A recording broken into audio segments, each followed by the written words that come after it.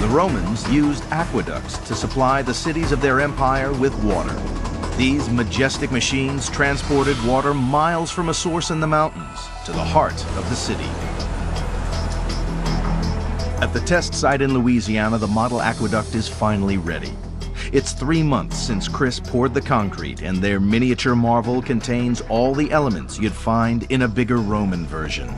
An aqueduct is so much more than just a bunch of arches through a valley. There's actually 5 different components past the water source. First one of which is a tunnel. The second is a pipe system, which empties into a covered trench, which empties into the exposed portion of the aqueduct, which is the wall and then the arcade. It's only when you see all the pieces together that you truly understand the engineer's vision and skill.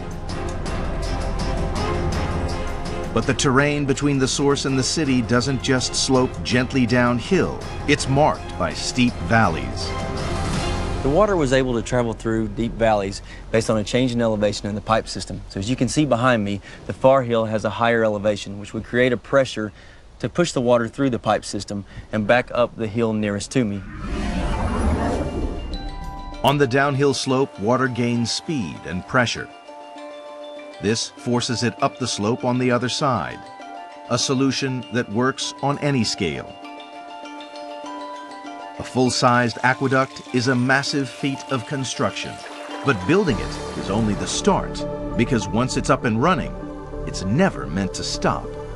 Now, our aqueduct is 3 months old, but it has already begun to crack, because that's what concrete does. Now, these are similar problems that the Romans would have encountered with their systems, but this is a reminder to us that it's not just a structure, but this is a machine that supplies water to the city. Steve's come to see the most visible part of the aqueduct, the raised section that traveled the final miles into the city.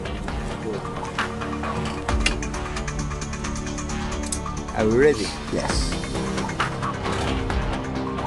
The fact it's now ruined means he can see exactly how it worked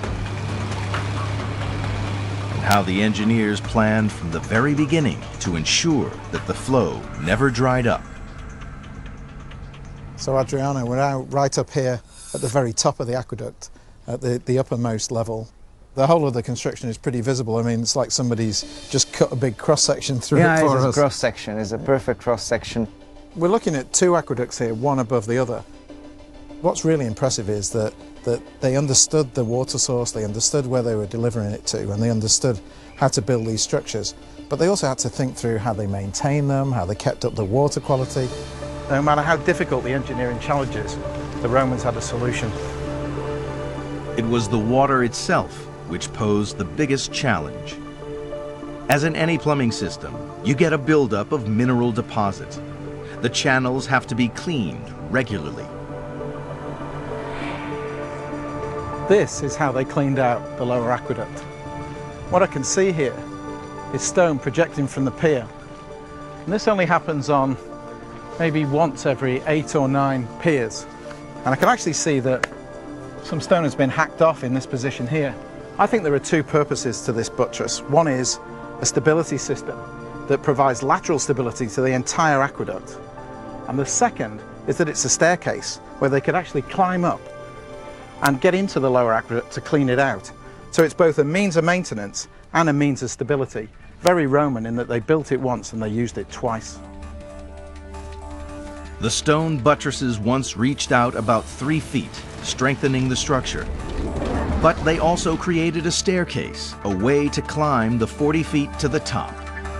That meant that cleaning teams could always have access, maintaining the flow to the city.